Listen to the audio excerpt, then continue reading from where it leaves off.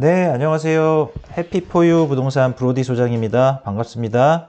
네, 오늘은 지금 이제 최근에 우리 대통령 선거도 끝나고 뭐 이제 새로운 대통령이 취임을 하시면서 이제 부동산 정책이 이제 좀 변화가 예상되잖아요. 그래서 그냥 오늘은 부담 없이 앞으로 우리가 부동산 4월이면 이제 정책이나 여러 벚꽃이 또 부분들이 피고 어떻게 이렇게 멋진 바뀔지에 안산의 모습이 대해서 보일 것 한번 같은데요. 간단하게 우리 부동산이 지금 한번 뭐 그냥 거래 절벽이다, 말씀드리는 뭐 여러 가지 지금 뭐 시간을 갖도록 빙하기 있지 하겠습니다. 않습니까? 그래서 매매도 안 되고 전월세도 거의 거래가 없습니다. 그럼 빙하기가 빨리 좀 잘 녹았으면 좋겠고요. 우선 공약 중에서 우리 이제 서울에 관계된 거를 살펴보면 우선은 재건축 재개발 활성화 부분이 있습니다.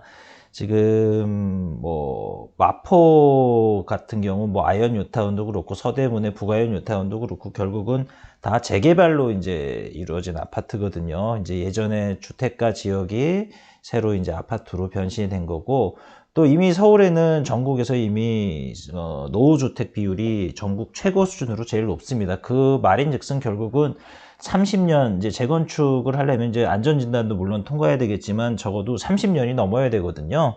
30년을 넘는 주택이 전국 최고 수준이다.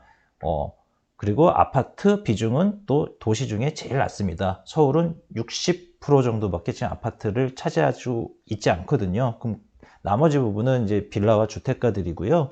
결국은 재건축도 활성화하고 재개발도 활성화한다라는 거는 역으로 따져보면 서울에는 이제 한강 물 위에 집을 짓지 않는 한 이제 질 땅이 없습니다. 네, 주택가 아니면 이제 뭐 오래된 아파트 부시고 져야 되는 거고요. 결국은 이제 재건축 아파트 같은 경우는 지금 안전진단이라는 이제 족쇄를 좀 많이 묶어 놓다 보니까 여러 재건축 단지에서 불만이 많은데 그 부분들이 많이 좀 풀릴 것 같고요. 또 재개발 같은 경우도 지금 이제 서울시가 대략 서울시내 이제 인구가 뭐 1,000만 명이 안 되지만 대략 60%는 이제 아파트라 치면 호수 중에 뭐 200만 호수라 가정하면 40%, 80만 호는 지금 현재 주택가거든요. 빌라나 단독주택, 뭐 연립주택처럼.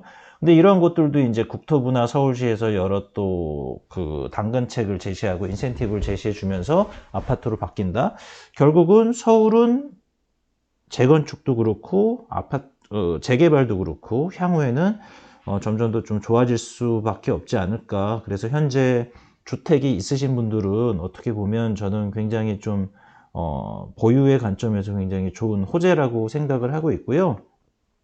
또한 지금 뭐 아시다시피 또 서울은 신축 아파트가 최근 몇 년 사이에 굉장히 인기가 많았잖아요. 그래서 이제 세금 부분을 말씀드리자면 종부세 뭐 정말 엄청나게 이제 뭐 예전에는 이제 종부세가 1주택 기준으로 9억일 때는 뭐 이 마포서대문일 때는 30평대 아파트들은 어지간한 아파트는 다 지금 9억이 넘는 상황이고요.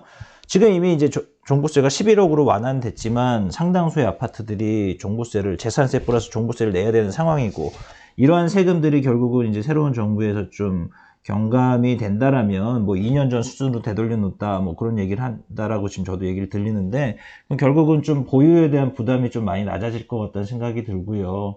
또 취득세 부분도 뭐 이제 2주택, 3주택부터는 8%, 12%로 그냥 미친 듯한 상승률인데, 이 부분도 좀 약간 거래세 개념이거든요. 결국 다주택자 양도세 그 완화는 결국은 이제 팔기 위한 매물을 끌어내는 거고, 또 취득세 역시도 또 이제 좀 낮아지면 이제 사는 사람 입장에서도 좀 약간 그 부담이 좀 경감이 돼서 앞으로 좀 사고 팔고 하는 그 거래들이 상당 부분 좀 그래도 증가가 되지 않을까 생각을 합니다.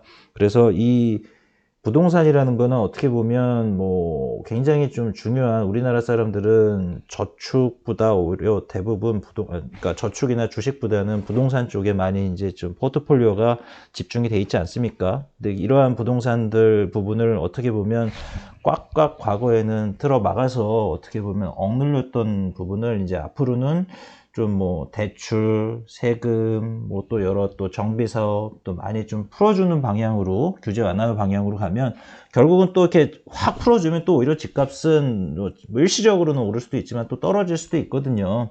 어떻게 보면 과거에는 온 몸에 이제 피가 안 흐르는 상황에서 지금 이제 피가 흐른다라면 이제 뭐 여러 가지 부분들이 또 새롭게 또 변화가 있을 수 있을 것 같고요.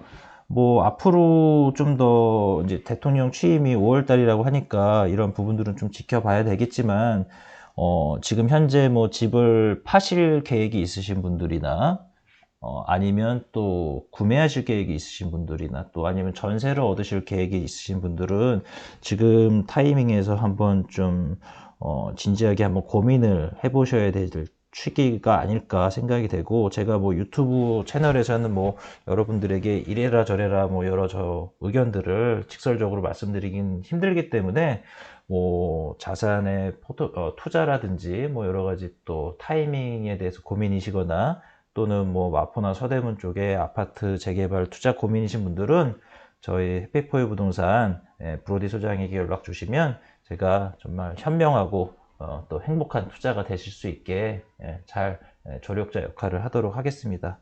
오늘 간단하게 이렇게 좀 두서없이 말씀드리는 영상 들어주셔서 감사하고요. 그러면 이만 마치도록 하겠습니다. 감사합니다.